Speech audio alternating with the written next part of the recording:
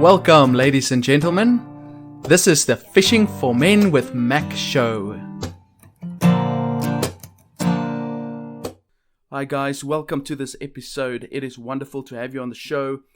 Since the world is busy being flooded with the invisible virus, I thought let me do an episode on the flood story, the story of Noah. It's the one story that has been retold from different parts of the world, from different cultures, from different angles, in numerous different ways. And I think it's really a cool story. I mean, movies have been made about it. I'm sure whether you are a Christian or not, you've heard the story somewhere or another. If you grew up in church, you've heard it in Sunday school. Some say it's a myth. Generally, Christians don't believe it's a myth. Generally, they believe it was a real event that took place. But either way, I'm going to be dealing with that story today. And so I will be dividing this podcast maybe into, let's say, 3 sections. In the first section, I will briefly just look at the common objection to Christianity from atheists who say that the flood is a myth and Christians believe in it. It's rubbish. It's not something that really happened. And so they say, well, Christianity is full of myths. I mean, the story was made up by Christians or not Christians, perhaps the Jews. And if we can't trust this story, then how can we trust the rest of the Bible? And I think then I'll also spend some time on asking the question, but if Christians say that the flood is true, then how would that affect our lives? If it did really happen, what does that mean for us? Which I think is a very important question. And then I'll just conclude with some thoughts that we can take from the flood story that we can perhaps apply to our current situation for those who are in lockdown and those of us who are affected by this global flood of the coronavirus, and hopefully there will be just some encouraging things that we can take from this story. Now, for those of you who don't know the story of the flood, let me give you a brief overview. I've got the Bible here in front of me. It covers about 3 chapters, and also the story of the flood is mentioned in other places in the Bible as well. So it's not just here, but basically it starts with in chapter 6 of the book of Genesis, where it seems like, this is just my own interpretation, it seems like the sons of Seth were having sexual relations with the daughters of Cain. And so the sons of God were sleeping with the daughters of men, and that started to produce a godless society. People were the children of those people became tremendous warriors, etc., and they became extremely evil. Now God saw this, and he said to himself, all right, he said to himself, look, I'm not going to hang around with the human race forever. I cannot handle this type of wickedness, this type of evil. I mean, the text here says that these people were so evil. It's not only that their deeds were evil, but even their imaginations was evil, and they were evil all the time. And the consequence of that is, I mean, you can imagine a world with rape, with murder, with lies and greed, and you can imagine all the worst type of things that you can imagine. It's basically hell on earth.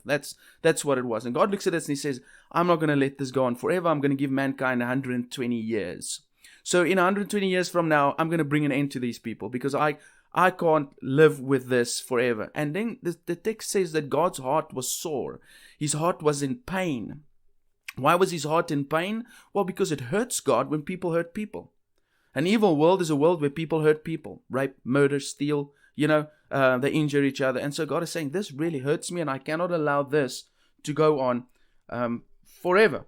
And so he then finds, among all the people of the earth, he finds one man that is blameless, that is righteous, that is upright. And the Bible says this guy walked with God, and his name is Noah. And then he says to Noah, look, and it's sort of like God is saying, I'm going to destroy the human race, but I'm not going to destroy anybody that doesn't deserve it. And so he finds one person in the whole world that deserves not to die, and says, okay, I want you to build a boat. And what's interesting is that often we think that the boat was because God wanted the boat to be built. It wasn't for God, it was for Noah. So the boat is really a way that God says, look, I want to save you. I don't want you to die, but I'm going to bring a flood upon the whole world, and I'm going to destroy the human race. And I want you to survive and to carry on with and so I want you to also bring pairs of animals onto the ark. I'm going to send them. You need to build the ark by specific specifications. And so Noah actually did that. But we read in another part of the Bible that Noah is actually a preacher of righteousness. And so it seems like in those 120 years that he that he did preach. And for some of you who might be a little bit confused, but how could Noah have preached for 120 years? He couldn't even live that long. Well, Noah lived more than 600 years. He was 600 years old when the flood started. And that's a discussion for another day. But anyways, Noah went and he preached, and none of these people wanted to change or repent. And so God said, okay, you're gonna finish building this ark. I'm gonna send the animals on, and then you can bring in your wife, and you can bring in your 3 sons and their wives. And what's also cool is that their names were Ham, Shem, and Japheth. And just to give you a little bit of insight there, this is where the whole human race comes from. Those 3 sons, Ham, Shem, and Japheth. If you're a European, then you come from Japheth. It's been traced back to the Japhethites, went and settled in Europe first. If you are a black person, African guy, you are probably from Ham, because the children of Ham, they spread into Egypt and to Libya, etc. And then if you are a Shemite, then it means that if you come from Shem, then it means you're an Arab. You come from the Middle East, etc. Because those are the people that stayed behind. Like, for example, the Jews, they came from Shem. So the whole world comes from those 3 sons. And here they go onto the ark. God closes the door. He shuts them into a year-long lockdown. He sends rain down on the earth. For the people, the reason why the people didn't want to believe in Noah is because they've never seen rain. All right? They've never even imagined a boat. And here this guy is building a boat and he's sending rain. I mean, are you insane, Noah? No wonder the people didn't want to believe him. In any case, the rain came and the people died. They were destroyed, and the ark rose. It eventually landed on Mount Ararat. Noah came off with his family and then made a sacrifice to God. And then God said, all right, you know what? I'm never going to let this happen again. I will never destroy the human race again with water. And the sacrifice that Noah made to him really was pleasing to him. And then God said, okay, I'm going to put a rainbow in the sky, and that's going to be the sign with the covenant that I've made with the human race. And that covenant, guys, is made with you and me and with every animal in the field. It's a promise of God that he will never again flood the earth. So every time you see a rainbow, we actually saw one yesterday. Every time you see a rainbow, you've got to know it's a promise from God, a covenant from God, that he will never destroy the earth with water again or kill the human race with water. So in a nutshell, that's the story of the great flood. Now, the flood story is used as evidence against Christianity. And I just want to quickly talk about that for a second. I'm going to tell you why.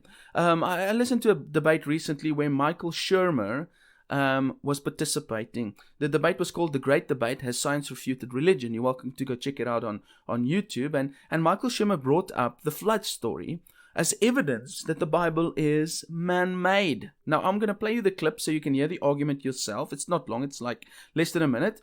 And as I usually like to do is before I play you the clip, I just want to tell you who this guy is. So at least you know who is the guy talking. Let me briefly do that. So Mr. Shermer is really a joy to listen to. He's one of those nice guys, right? Although he really opposes everything that I believe. He's one of the kindest skeptics of religion I've seen debate. He's an American science writer, a historian of science, and a founder of the Skeptics Society. Apparently, he doesn't like to be called an agnostic, a non-theist, or atheist. He doesn't like those terms. He prefers to be called a skeptic. So he's skeptical about Christianity, skeptical about the stories in the Bible. Anyways, here is the clip. Religions are making different claims. They're making absolute claims to truth, and therefore the explanation that there's a cultural, behavioral genetics origin of it, then I think provides positive evidence that we made God and religions, not vice versa. For example, flood myths show similar cultural influence. The Epic of Gilgamesh, which predates by centuries the Noachian flood story, tells exactly the same story. And anthropologists tell us that cultures that are next to large bodies of water that flood tend to have flood myth stories. Now, Shermer here makes a few assertions, which I quickly just want to address. He talks about the Epic of Gilgamesh versus Noah's flood. Now, I don't know if you've ever heard of that. Well, this is the reason why I have this podcast, is to reveal some of the information that you don't get to read because, well, we don't get access to because you don't really read that type of stuff, and not everybody will know about that. But the Epic of Gilgamesh is a flood story. Okay? Now, let me give you a brief summary of it. I'm going to read to you just a brief summary. The Sumerian hero, Gilgamesh, traveled the world in search of a way to cheat death. On one of his journeys, he came across an old man, Utnapishtim, who told Gilgamesh a story from centuries past. The gods brought a flood that swallowed the earth. The gods were angry at mankind, so they sent a flood to destroy him. The god Ea warned Utnapishtim and instructed him to build an enormous boat to save himself, his family, and the seed of all living things. He does so, and the gods brought rain, which caused the water to rise for many days. When the rain subsided, the boat landed on a mountain, and Utnapishtim set loose first a dove, then a swallow, and finally a raven, which found land. The god Ishtar created the rainbow and placed it in the sky as a reminder to the gods and a pledge to mankind that there would be no more floods. So that's a brief story. So what they did is in Syria, they dug up, I think it's Syria, they dug up a library and which had stone tablets that in which was written cuneiform poems, etc. And this was a poem. And they found this story, and that tablet dated many, many, many years ago, older than the biblical manuscript. And so what he's asserting that, look at this story of a flood, all right? The Bible must have borrowed it from this story, or it's just a made-up story just like the one in the Sumerian tablets. But you can see the resemblance between the Epic of Gilgamesh and Noah's flood, right? There's a flood, the gods are involved in the process, the names are obviously different, etc. Now, he says the story is exactly the same. That's what Shermer says. Well, I don't know about you. What did you pick up? The story is not exactly the same. The names are different. Okay? The details are far less. Right? The number of gods are different. In the biblical story, there's one God. In this story, in the Epic of Gilgamesh, there are more gods. The story is also a little bit more blurry. There's a little less facts. If you look at the Noah story, you read of Noah's children who were on the ark. And after the flood, you read about exactly where they went and lived. And those places where they went to live still today have the same names as the grandkids of Noah. Just think about that for a moment. We can trace the human race back to Noah. Okay? The story of Noah is situated in today's factual world. The Epic of Gilgamesh talks about the gods Ishtar and Ea. Have you ever heard of those gods? Nobody worships these gods today. Those religions don't even exist anymore. But the Christian and the Jewish faith still do. Okay? Yes, the same Yahweh in the flood story, Jehovah God, the same Yahweh in the flood story is still worshipped today across the world.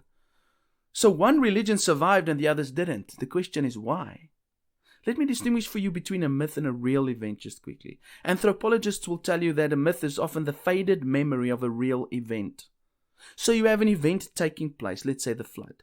Okay? The people who know it or hear about it knows much of the facts, but eventually the facts blur a little with the main thrust remaining. That's what we see in the Epic of Gilgamesh. We see the blurry lines about which god it was, for example, and what the guy's name was who built the ark. You get where this is going. Now, when you look at the Epic of Gilgamesh and the biblical flood story, which one has the most concrete details? Now, it would be funny if you go to the Genesis flood story. I mean, you've got the names of people who can be traced back, who are traced right through the history of the Bible. You've got exactly the number of days that it rained. You've got exact number of days that Noah was in the ark. You've got the exact measurements of the actual ark. People in the States, there's a place where they've actually built this ark according to these specifications. It's apparently amazing to go and look at. So these are details that cannot be avoided. Now, which one do you think is the clearest and has the most facts? It's like the difference between a newspaper article and someone retelling what they read in the article. You might not remember the exact details, but nevertheless, the main gist of the story will be the same. So the one is a copy of the other. And copies will always have less factual details. Right. So that's the one thing. They are not exactly the same. The one has less information than the other. Okay? Secondly, the Epic of Gilgamesh, according to Michael Shermer, is older. He says it predates the flood story. Now, as I said earlier, the Epic of Gilgamesh is a poem. It's not a factual, ancient writing. Now, it is true that the Epic of Gilgamesh, the actual tablet on which it has been written, the date that it was written is older than the earliest, or the the latest manuscripts that we do have of the New Testament, the Old Testament story, because they say that the Sumerian tablet, the story of the Epic of Gilgamesh, was really dated about 2000 BC, whereas the Bible that we have, or the scriptures that we have written by Moses, was written about 1200, 1300 BC. So it seems like the Epic of Gilgamesh, the story, is about 800 years older. So what he's saying is, he says the one piece of writing is older than the other piece of writing, but that's not evidence that the actual story did not happen, because the story of the flood, the actual date that the flood took place according to the Bible, is 2348 BC. That means that Noah lived 348 years before the Epic of Gilgamesh was written. That means that the flood took place at least 340 years before the Epic of Gilgamesh was written. And so the document might be older, or the stone on which it was written is older, but not the story. I hope you get that, because I wanted to use sort of an illustration, and I really thought about an illustration, but my brain just couldn't think this morning, and so I couldn't get up to thinking about one. I'm just too dumb, but I hope that you get the idea. The flood story took place many years before the Epic of Gilgamesh was written. That does not mean that because the Epic of Gilgamesh is an older piece of writing than the actual copy that we have in the Bible of the flood story, suggests that the flood never happened. And then there's a third statement that he made in there that is quite interesting for me. He says, people living next to large bodies of water tend to have flood stories. The plot thickens, ladies and gentlemen. Let the cool stuff begin. Did you know that there are more than 200 flood stories across the world? Right? Now, I've got a diagram in front of me that sort of put all these flood stories together and compare it to the one that we have in the Bible, and where in the world these flood stories came from, in which areas it happened. Okay, now I want to just go through it quickly. It would make sense, I'm sure that you would agree with me, that people would have flood stories, especially if there are tsunamis and things like that happening, right? And so you would read it in people's history, or the culture of a specific island, where the oral tradition has continued that sometime back there was a flood. The whole island was flooded. And if you hear a story like that from people living on an island, then you would think, yeah, it's most probable that they're actually talking about a tsunami. That doesn't necessarily mean it's the flood, or the flood of Noah, etc., etc. So let me just show you here. On this chart that I have of people who carry a flood story, there are 3 islands being mentioned. The one is the Leeward Islands, the Fiji Islands, and Hawaii. Interesting, eh? And Hawaii is really far away from the Middle East. So let's exclude those 3 islands and say, look, maybe their flood story, it was about tsunamis. Okay, that leaves us with 197 other flood stories across the world. And I'm going to just share with you some of these. There are 2 flood stories found in Assyria, Babylonia. And if, in case you don't know what that is where Iraq is today. Now, I don't know when last you have looked at a map of the Middle East. Iraq is a desert place. All right, it's got a little bit of attachment to the sea, but generally it's a landlocked country. I mean, nobody wants to go to Baghdad. It's desert. And let me tell you this: there are no beaches that's going to produce big waves that's going to come over the whole of Iraq. So that it's very unlikely that is about a tsunami. We can go look at Persia, Syria. These are all basically desert countries. We can go look at Greece. Maybe you could say, because it's got a lot of sea there. Egypt has got some sea.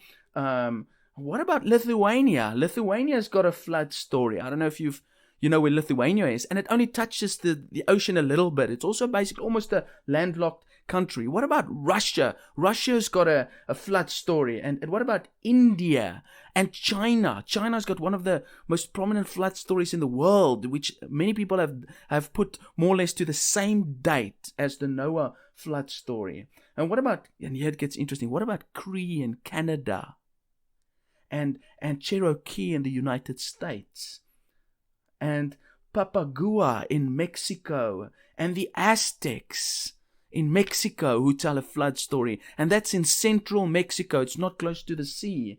and Peru. Maybe we can say Peru because Peru is like down the coast. Maybe we could even say, okay, maybe their story came from some type of tsunami. And by the way, if these countries talk about, or these places talk about flood stories, man, those would have been massive tsunamis that would wipe out the whole country. I mean, that would be huge. But I mean, ladies and gentlemen, the evidence is unbelievable.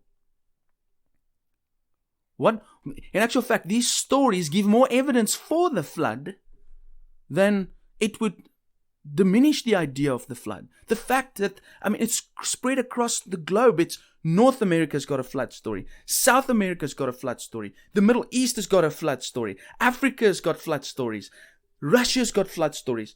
The East has got flood stories in China, for example. It's like, and the Bible says this was a global flood. So, you can sit and you can choose what you want to believe, right? I can go on and on and on about the evidence for the flood. I'm just pointing this out. Flood stories are all over the world. We can talk still about the dinosaur bones that have been discovered. We can talk about the bones found stuck on the roof of a cave in South Africa, which could only get there due to the pressure of masses of water.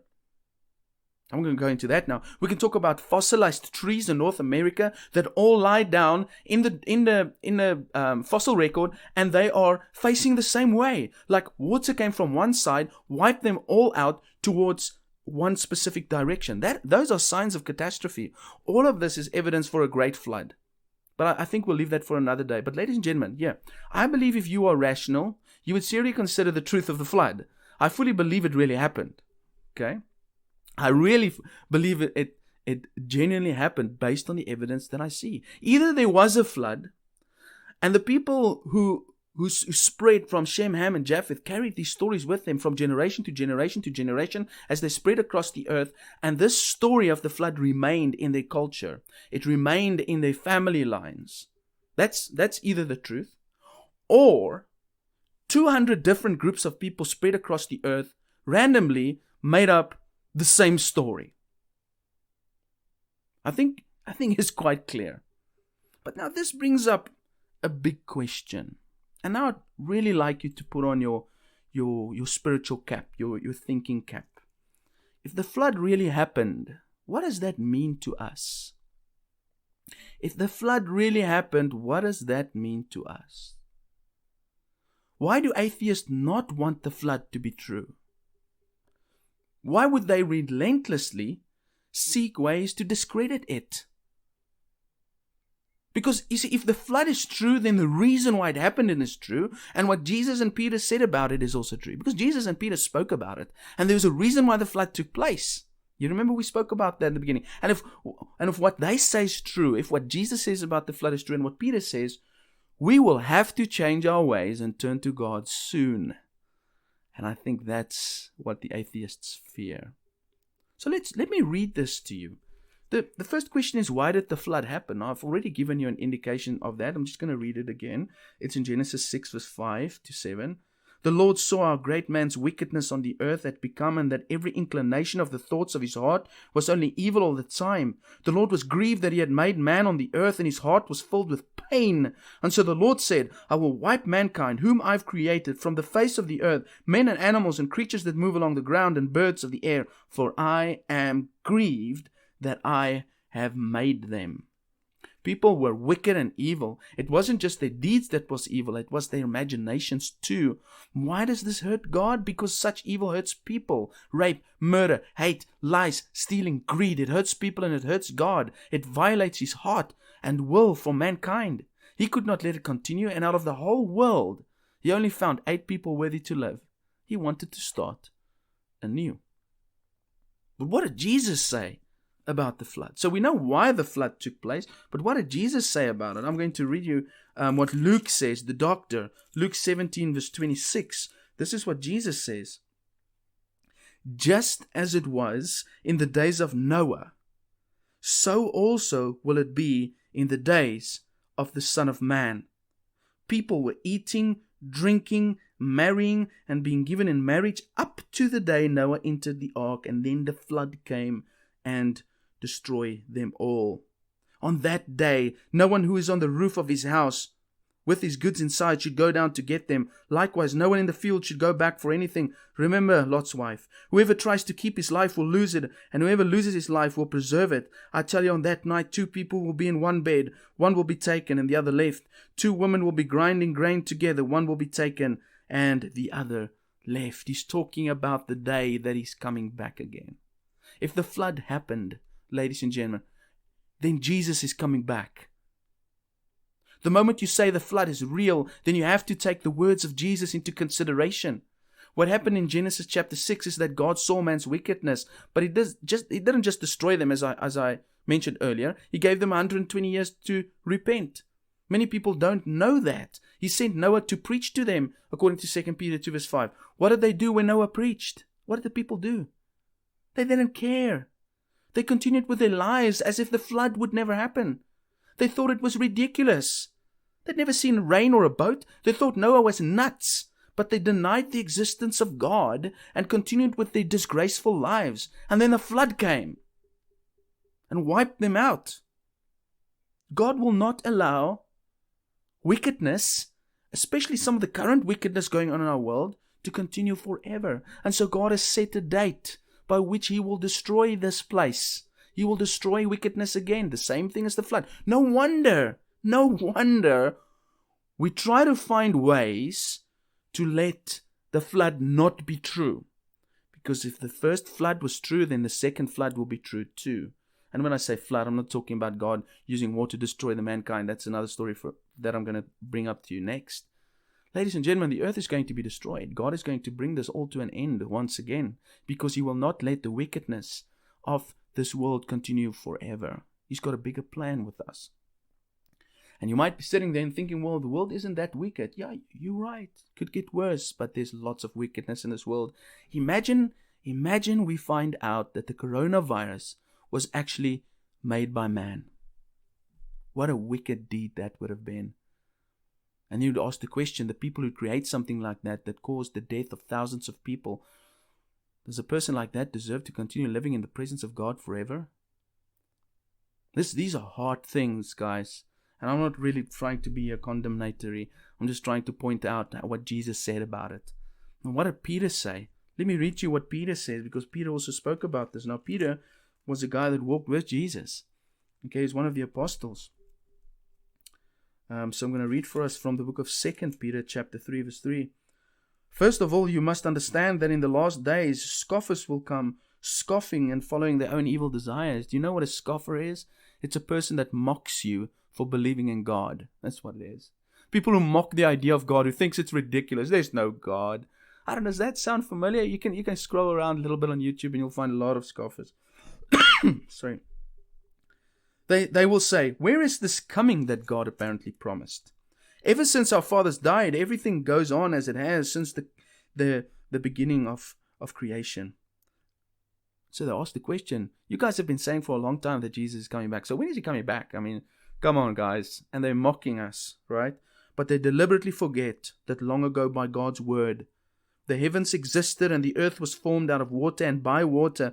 By these waters also the world of that time was destroyed. Right? By the same word, the present heavens and earth are reserved for fire, being kept for the day of judgment and destruction of ungodly men. The same God that brought the flood will burn down the earth. He won't destroy it with water. He's going to destroy it with fire. What is even more interesting is that a few atheistic scientists have said in their debates that the world is on a collision course of fire and death. They themselves admit it. They say the world is going to come to an end at its current trajectory.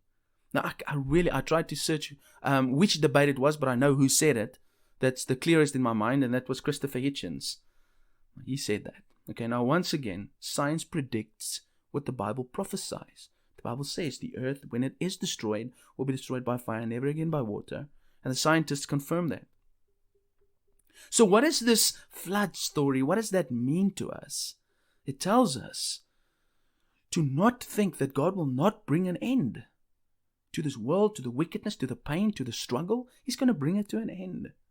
It challenges those who have no regard for the one that created them. It challenges them to really rethink their position in this whole creation narrative, I don't think you want to be on the wrong side when God says, okay, it's time to wrap up. It's time to wrap up the world. Let me conclude, and let's take it back to a little bit of a lighter note. I think that was just an explanation as to why so many atheists would not want the flood story to be true, because then they would have to consider the words of Jesus and the words of Peter to be true, and the reason for the flood to be true.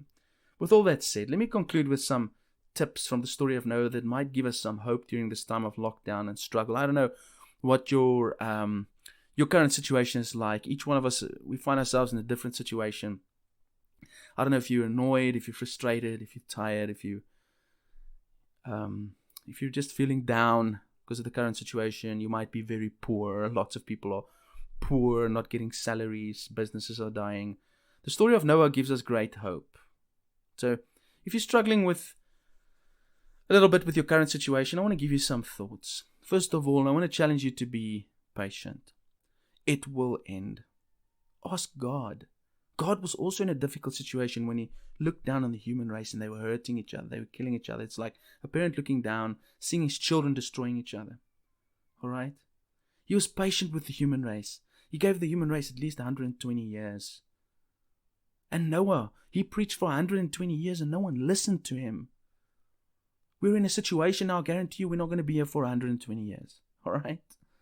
Maybe 120 days, worst case scenario. All right? Just be patient. It will end at the right time. Number 2, befriend a Noah. Go find yourself a Noah. God chose Noah because he was righteous and he was blameless. And he walked with him. Did you know that Noah made God happy? He was positive. After being humiliated and living with a bunch of animals for more than a year, you know what's the first thing he did when he got off the ark? He went in and made a sacrifice to God that was pleasing to God. God smelled it and he liked it. He didn't think about himself when he climbed off the ark. It's like lockdown ends. What's the first thing that we're going to do? Right? What's the first thing we're going to do? Are we going to go and thank God? Are we going to make sacrifice to God when lockdown ends? You know, that probably won't be the first thing that we think about. You know, I was thinking about it. I'll probably be in Spur or something. Giant food that I don't have to make myself. Anyways, so what an attitude. He gets off the ark and he makes a sacrifice. And you know what's interesting about him? He cared for animals. Now, that didn't really come into my mind the first time I read it. And you know what Proverbs 12:10 says? It says a righteous man takes care of his animals. So you can sort of get a picture of what type of a person this is. Now, guys, your boat might be sinking in this storm. It might feel like you are drowning. That is why you need a Noah. Someone whose boat won't sink. Somebody who could be an inspiration to you. Somebody who walks with God. Somebody who's positive. Somebody that it doesn't matter what happens, he's going to survive this. Your boat will sink often because you built it your way, not God's way. The reason why Noah's boat survived is because he built it God's way. It's like the story of the wise man who built his house upon the rock.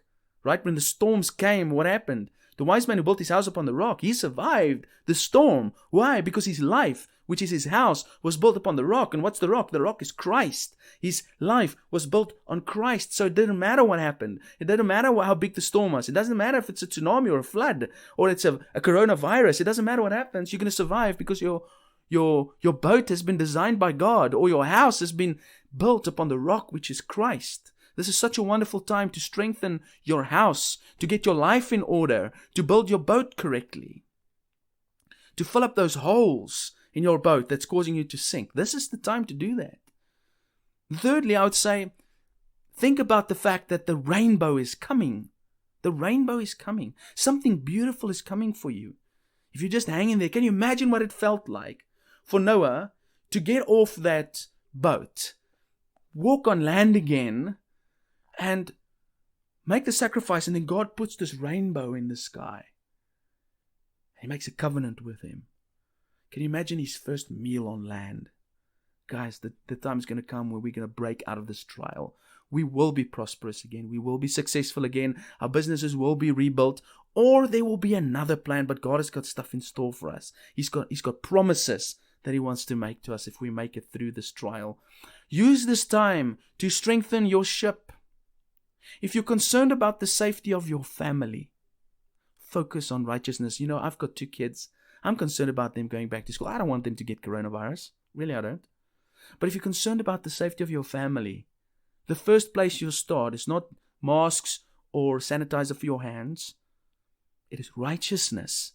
Because God said to Noah, go get your kids, bring them on the ark. God saved his whole family because of his own righteousness.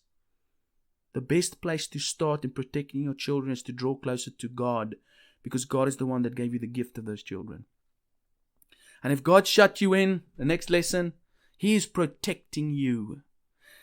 The text tells us that when Noah and his family got into the ark, God closed the door. He shut them in. And so we are in this lockdown. We are shut in. Just remember this. God is protecting you. That's why you're shut in. So don't rebel against it. Don't kick against it. Also, if you walk with God, you will rise when others sink. Make sure you walk with God. Here, Noah was in the ark. His whole family was rising above the water while the rest of the human race was busy sinking. Evil and wickedness was drowning. And so, why is that? Why did he have that opportunity to be in that boat? Well, he was in that boat because he walked with God. So let's draw near and walk with God. And lastly, God hasn't forgotten you.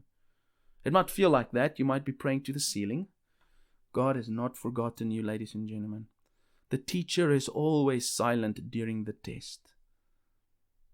The text tells us in the Genesis account of the flood that while Noah was in the ark, it says that God remembered Noah.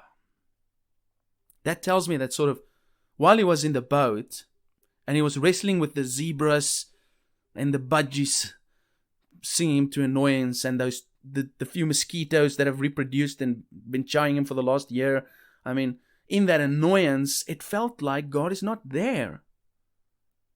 It felt like that to him because it felt like God went on with other business while Noah was floating on the sea or this massive global flood. But the text says, and God remembered Noah, and then he brought wind upon the earth that receded the water until the ark eventually settled on Mount Ararat. God has not forgotten us. He's not forgotten you, no matter how it feels, and at the right time. Noah waited a year. At the right time, God will recede the waters around you that makes you feel like you're going to drown and you're going to give up. Love you guys. Have a super week.